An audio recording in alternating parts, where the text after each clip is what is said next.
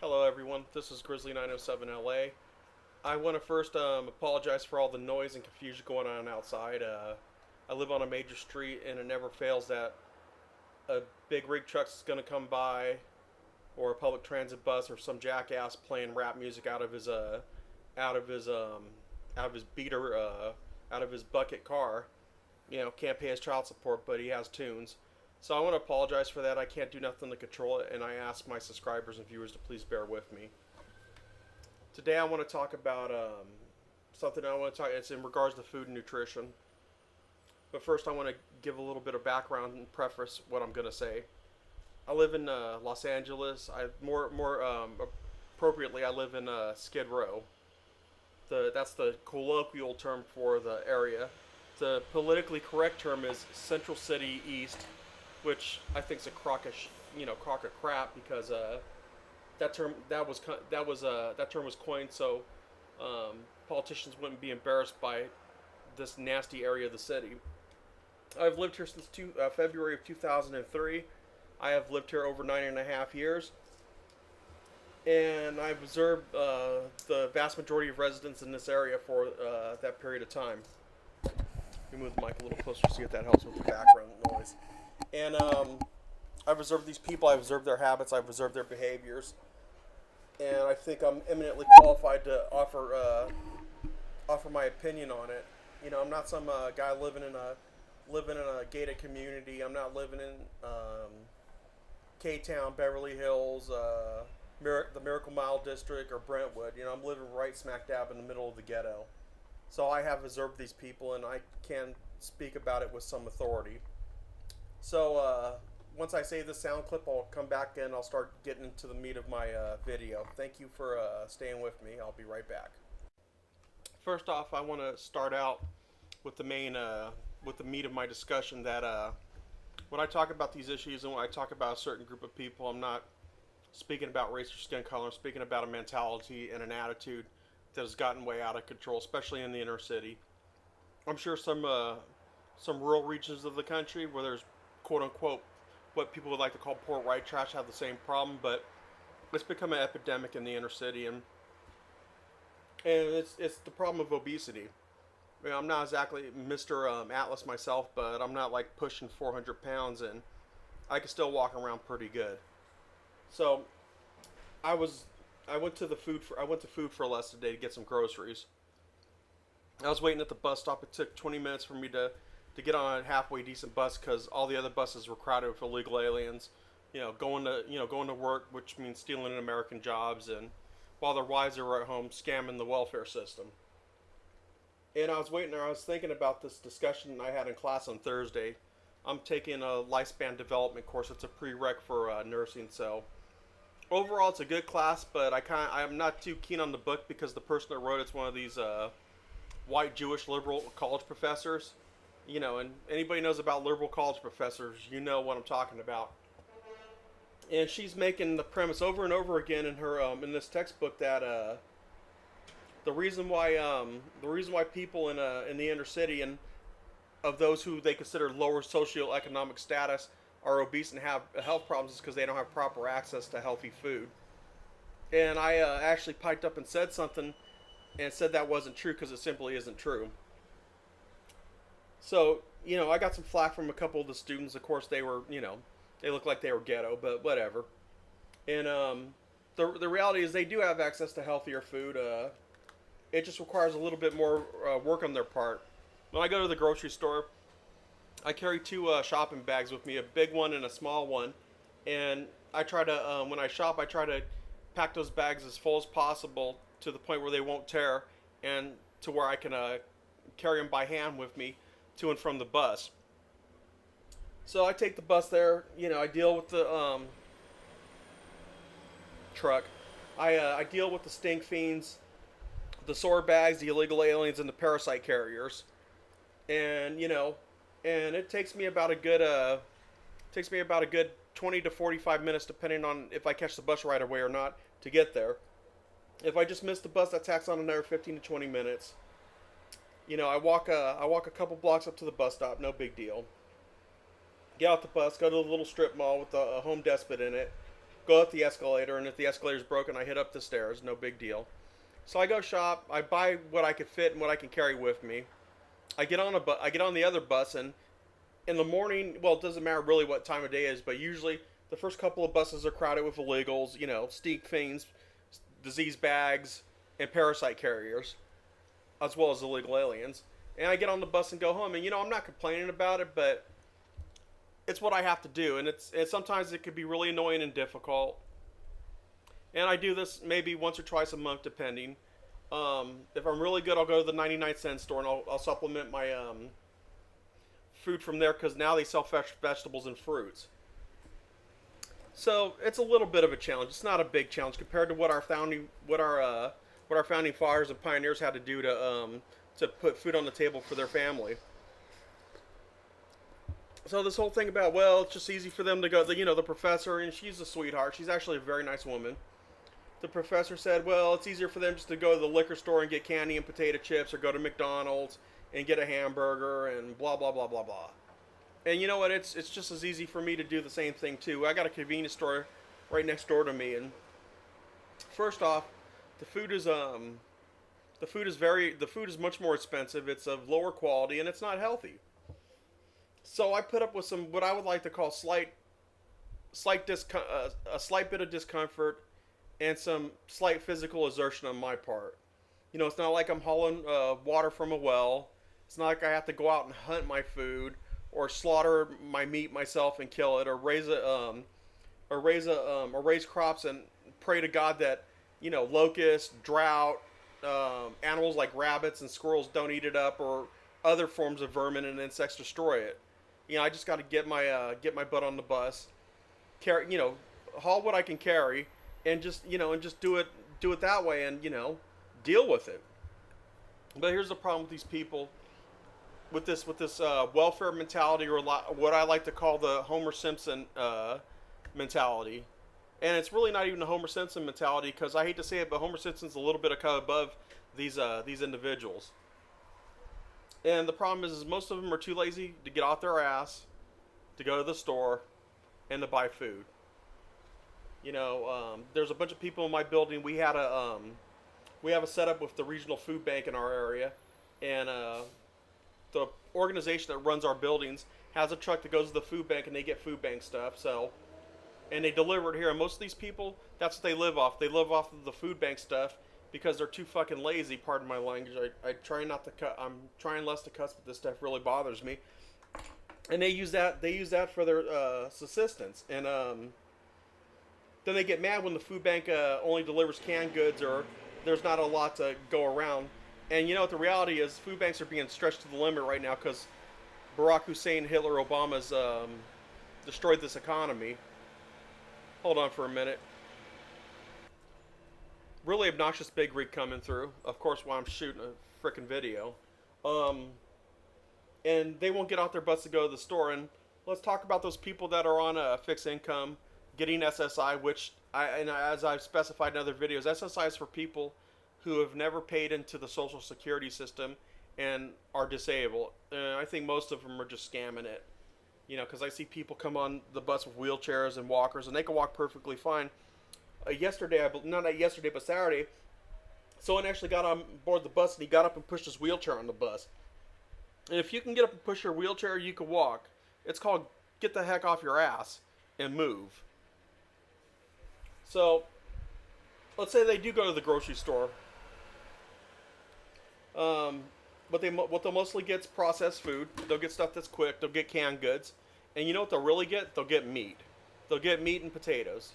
They'll get like Wonder Bread, meat and potatoes, white rice.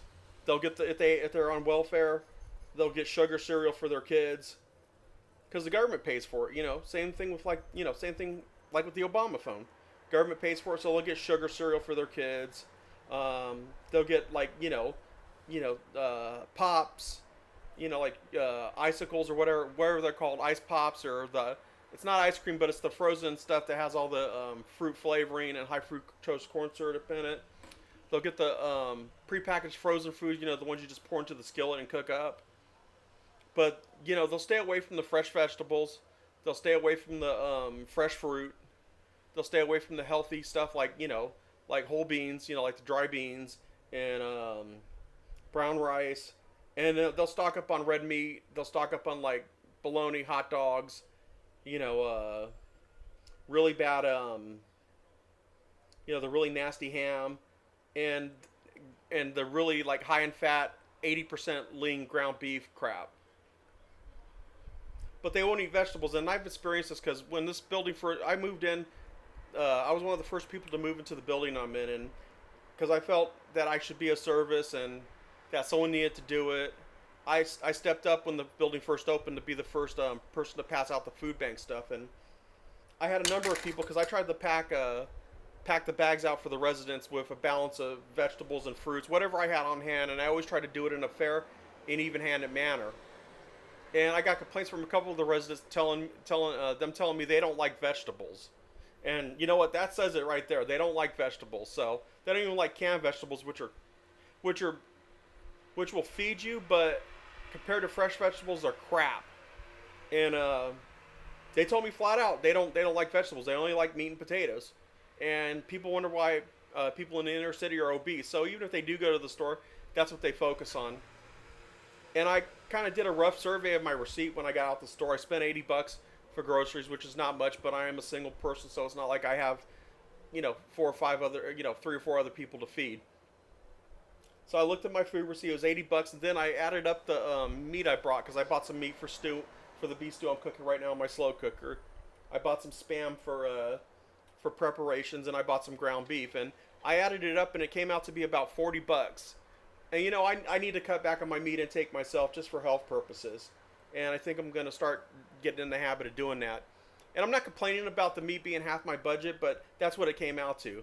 The rest of it was fixings for the stew. I brought a couple heads of broccoli, some bananas, some taco mix because I want to make burritos this week. And let me see, what else did I get? Oh yeah, I got the pasta sides because they were like 10 for $1 as part of my preparations. So the other half of that was spent on that stuff, non-meat. And so meat took up half my budget. These people always hem-hawing about they don't have enough money for food and blah, blah, blah, and their kids are going hungry. Well, why their kids are going hungry? Because a lot of these fat pigs, they're too busy getting their hair done, getting their acrylic nails, buying clothes for themselves, or spending money on one of their baby's daddies or the boyfriend of the week who, for some reason, can't get off his friggin' ass and get a job, but he could sponge off the welfare queen or the person collecting SSI. And and these people, they don't like fresh fruits. They don't like fresh vegetables.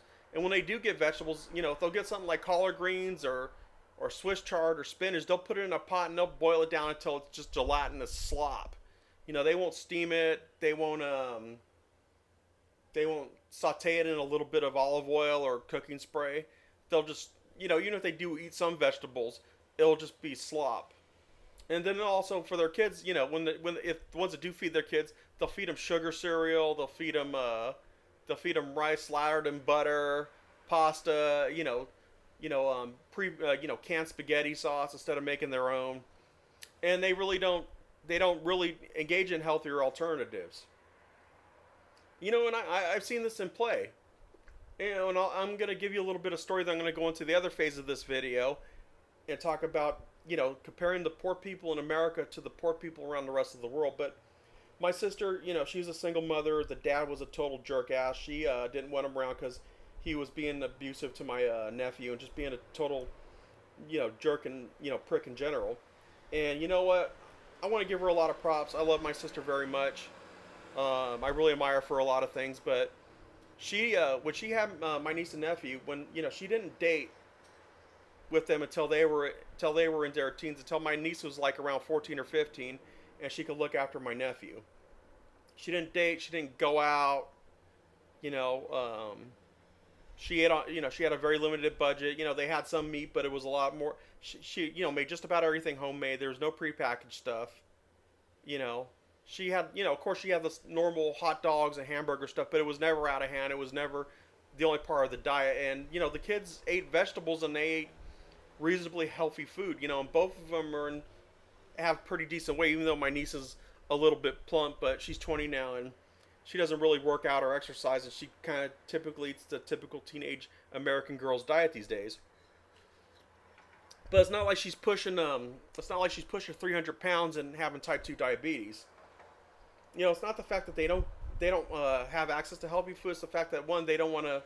The people in the inner city don't want to do the necessary work to get on the bus, to travel to the grocery store, and then when they get to the grocery store, they don't want to make well-informed choices and eat a somewhat healthy diet. I don't eat the best diet in the world. I'm trying to get better.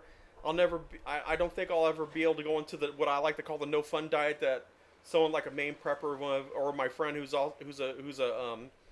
into fitness. But I do want to shoot for eating healthier and cutting out the fat and the processed garbage. These people don't want to do that. They're unrepentant.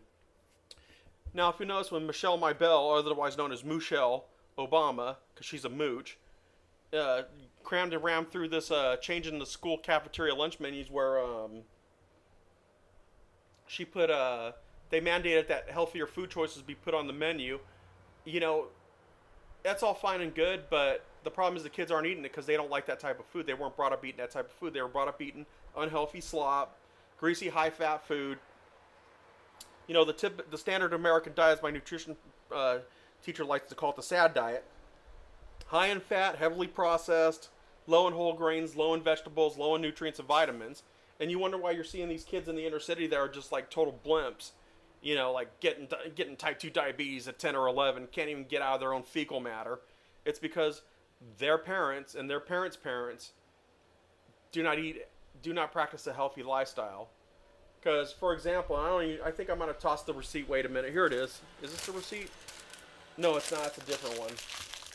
But I brought 2 heads of broccoli, and the broccoli was, the total was $1.44. And it was fresh broccoli. I know it might be sprayed with pesticides. It might be GMO. I don't know. That's why, by the way, I'm supporting Prop 37. And I'm going to get around to doing a video on that pretty soon for any of my California subscribers. But I brought broccoli. The carrot sticks were like a big bag of baby carrots was like $2. Some bananas I think were maybe $2.50, $3 because they were pretty expensive. And this is just at the Food for Less. Normally I try to get my fruit at the 99-cent store, and it costs like $1 for the same thing. So they could go there and supplement their income too. I've pretty much made the break with white rice. I'm eating brown rice now for that good woodsy fiber. Instead of feeding their kids sugar cereal, they can go to Big Lots and get a bag of Red Hills steel cut, slow cooked oats for $5, and doctor it up with sugar or cinnamon or whatever. Still be less sugar than the sugar cereal they're eating. But they make choices not to eat healthy, and they choose to eat processed foods. They choose to eat something quick because they're too damn lazy to make something from scratch. They want to get back to Jerry Springer, Maury Povich, and Judge Judy. And I've seen this because in our day room, when they have the TV on, those are the only things they watch. And if they're really highbrow, they'll watch the news. And let's contrast people that live in the poorer parts of the world. And let me restate this: people in the inner city are unhealthy, and they don't have supposedly they don't have proper access to food. It's not because they're poor, because a lot of them get welfare, and trust me, they get bank on food stamps. It's because of the food choices they make and the fact that they buy processed convenience foods, which are more expensive than making something from scratch or buying fresh food. And let me put this little caveat in here. I don't have a problem with people eating meat, but if you're on a tight budget, you know what?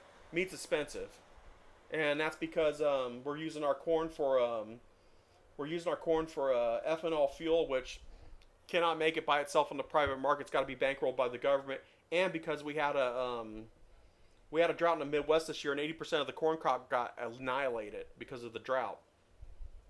But if you're on a tight budget, and you might want to consider cutting back on your meat intake. And these people don't, but then they don't wonder why they don't have any money, or why they're so obese.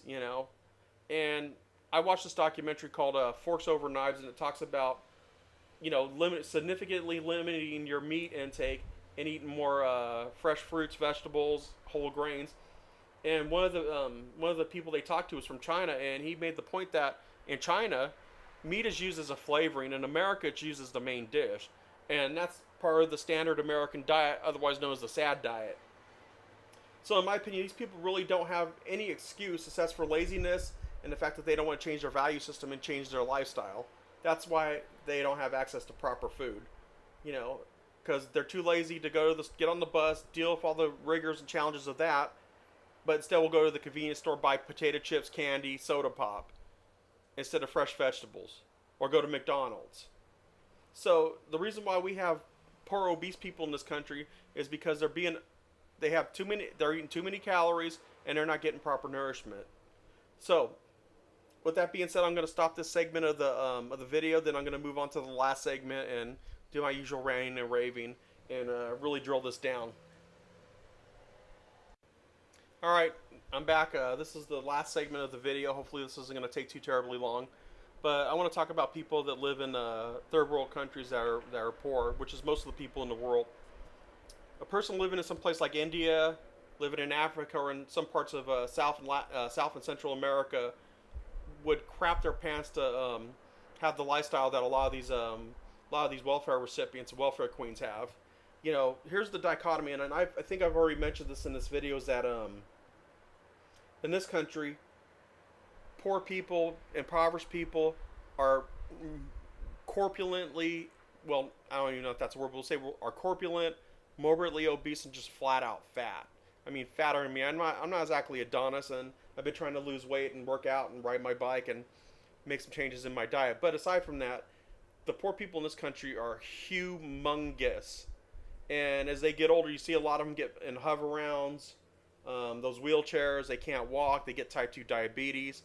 And they don't treat it, because you think if like, I'm having a hard time moving around. I'm extremely overweight. You know, I got high blood pressure. I got type 2 diabetes. You know, I'm having problems with my heart. Maybe I should like change my lifestyle and quit eating such unhealthy food. Maybe cut out the cigarettes, because I'm going to tell you this, man. Poor people in America smoke, and all the government, all these assholes that want to tax cigarettes. I don't smoke anymore, but want to tax cigarettes. They need to thank the poor people for providing health care to their kids, because poor people smoke. And you know, these people never think about, maybe I should, get my act together and stop some of the stuff I'm doing. But instead, they're just like, well, I can't move around as well, and I'm having a hard time getting up and down. Maybe instead of going on a exercise program and gradually working their way up to some form of functionality and fitness, just like, oh, I'm going to get into a hover round. I got Medicaid. I'm on welfare. I'm a welfare princess. I'm a welfare queen. I'll get a hover round and just sit on my ass and get even fatter. So that's their mentality. Instead of like, hey, I got a problem, let's solve it. The artery's bleeding out. Instead of clipping the artery and stopping the bleeding, let's put a bandage over the bleeding artery. That's what they do. Getting back to people in the third world. People in the third world routinely starve. There's a lot of infant mortality. There's a lot of disease that runs rampant in these countries, because when you're malnutrition, your immune system is just beat down to the ground, and it cannot come nearly close to fighting off infections and diseases as someone has proper nutrition, is getting enough to eat, and also getting enough nutrients and vitamins. So there's a lot of death in the third world from disease as a result of malnutrition. When prices go up in this country, when food prices go up in this country, people just kind of grin and bear it. They cut back other areas of their life, and at least at the moment they suck it up. Or if they're really industrious, they'll plant their own gardens and start raising rabbits and other small livestock for meat sources. In third world countries, when the prices go up because it's such a precarious balance, they'll start rioting. They'll have food riots because the food has gotten so expensive they can't even afford it. So, and there is suffering and poverty in the third world. I hear these poor people, the Obama phone lady, talking about how she got a free phone, and then I hear these jackballs complaining about how they're going to riot if Romney gets elected, because they're afraid the welfare gravy train is going to come to a screeching halt. And, the poor people in the rest of the world will crap their pants to have the lifestyle they have. Because let me tell you something about poor people in the inner city. You know what? Most of them dress fairly well. I see these little punk kids rolling around with Nikes and Reeboks and brand name clothes. The people on welfare in America dress better and live better than some poor working mom that's doing a minimum wage job, or most times 2 minimum wage jobs just to feed her kids. And they complain, because I've said this in other videos, that these people, irregardless of race, creed, or color, have the attitude, instead of thank you, taxpayers, for giving me a lifestyle where I could sit on my ass and do nothing. Instead of saying thank you, they just say give me, because that's all. That's their vocabulary is give me. Sometimes when I go to the convenience store next door to my building, I'll see them up at the window talking to the guy that runs the place, and instead of saying thank you or me, they're like give me, and that's the mentality.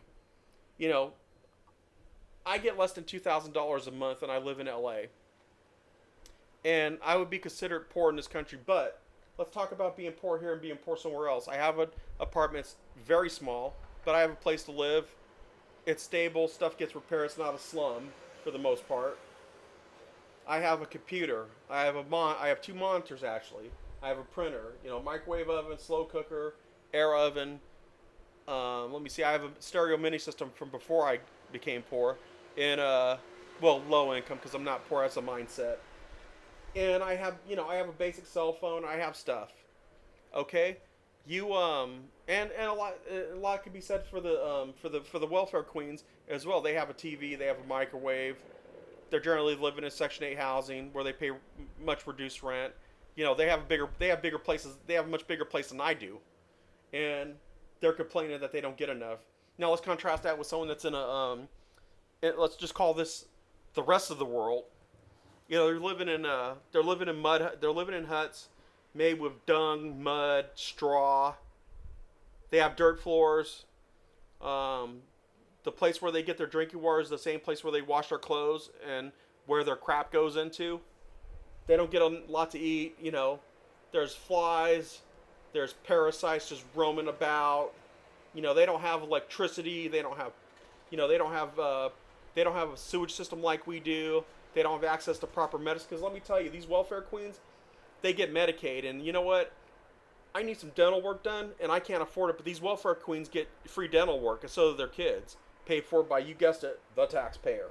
And contrast that with people in third world countries who are just struggling to get enough to eat so they could just basically scratch with their nails another day of life. Infant mortality is high in these third world countries because of disease and malnutrition. Couple that, a lot of these third world countries are in the middle, are either ran by some thug dictator. Well, we're ran by a thug dictator. His name's Barack Hussein Obama, but he's still got some constraints on him. Well, if he gets a second term, he won't. But that's another topic for another day. So these third world countries are ran by brutal, despot dictators, corrupt governments. You know, a lot of these countries are in the middle of conflicts where death squads come in and just murder, kill entire villages off. You know, constant terror, not knowing where your next meal's coming from. You know, mud roads, wild animals, poachers, mercenaries, just pell-mell hell on earth. Meanwhile, the poor people in this country, you know, what I like to call the welfare recipients, the 47%, complain because they don't have a Mercedes-Benz or they don't have the bling bling, but you know their kids are rolling out in Reeboks and designer clothes. You know, they have these welfare queens. You know, they let their kids go a little bit hungry so they can get their hairstyles done, get their nails done, and it's just really out of control. You know. And they complain that, well, the kids don't like what's on the school lunch menu. It's like, well, bitch, how about you quit spending money on yourself and pack them a lunch? So, yeah, that's the contrast, You want to see real poverty, you know what? Look into some of these third world countries and see how these people live. Look at China in the rural section. There's no welfare in China. I have a friend that lives in Shanghai. He's a businessman there, and he says there's no Social Security, there's no SSI, there's no GR, there's no welfare. And you either got two choices. Three choices. Either you're lucky enough to be born in a rich family, you don't have to work. You work hard, get good grades in school, go to college, and make good money working at it with a marketable skill. There's more than four choices. I'm sorry, but anyway, you go to work in a factory making slave wages and living at the point of starvation every day. And if that doesn't kill you, they work them so hard they'll take women that are pregnant at the factory and they'll do forced abortions on them. I'm sure Barack Obama and Kathleen Sebelius love that. And if they don't jump off the roof and kill themselves, or if the factory doesn't have suicide nets, they'll die in some godforsaken hellhole like a coal mine, which is doesn't even come close to being safe as our coal mines in this country. Then you look at other places like in Africa, Ethiopia, and Somalia, all these war-torn countries. you know, just kids with their ribs showing, just basically living a hellish existence with no hope for a future. That's poverty, right? That's real poverty. The poverty in this country, it's more due to a lack of hard work and a lack of getting off your ass, especially if you're on welfare or SSI, and going to school and getting an education, because the government will pay for your education. You'll get grant scholarships, set asides, um, affirmative action scholarships, because I was going to this one school, and all the scholarships there were for minorities. Nothing for veterans, nothing for merit or helping people get back on their feet. It was all about you had to be a part of the proper minority group. So there's no excuse for poor people in this country, even with the harsh economic circumstances that we're facing, to get off their butts and go back to school or go to school, learn to read, learn to do math, learn to write with proper grammar, and get some sort of marketable skill. It's a mentality. It's a self-entitled mentality. And that goes the same for nutrition. I know I've gotten a little bit off the beam, but these people, just to sum it up, the poor people in this country, and I'm mainly referring to the people that are on welfare or SSI, do not want to get off their butts and make proper food choices and nutrition choices to improve their health. That's why poor people is the offer of the book I have for my lifespan development course says lower socioeconomic status people are obese and have health problems. It's not because they don't have money. It's because they're just too lazy and too self-entitled and too set in their ways to change their habits and exert themselves to do the work necessary to put a healthy meal on their plate. I know this video is long. I apologize for that. Well, I have long videos. So rate, subscribe, comment, but keep the discourse civil. I had to block someone today because he called me a racist. I'm not a racist. I think being racist and bigoted is a waste of time. It's a waste of energy. I think it's wrong. So I just hate everybody. I just hate the human race in general. Oh, I'm kidding about that, but I really do try to go by content and character. So nasty comments like that are going to get you blocked. Hope everybody's doing well. Just my perspective and some random thoughts about why the so-called poor in this country are obese and unhealthy. Thank you for listening. I hope I already said that. Sorry. Thank you for listening, and I look forward to hearing from you. Goodbye.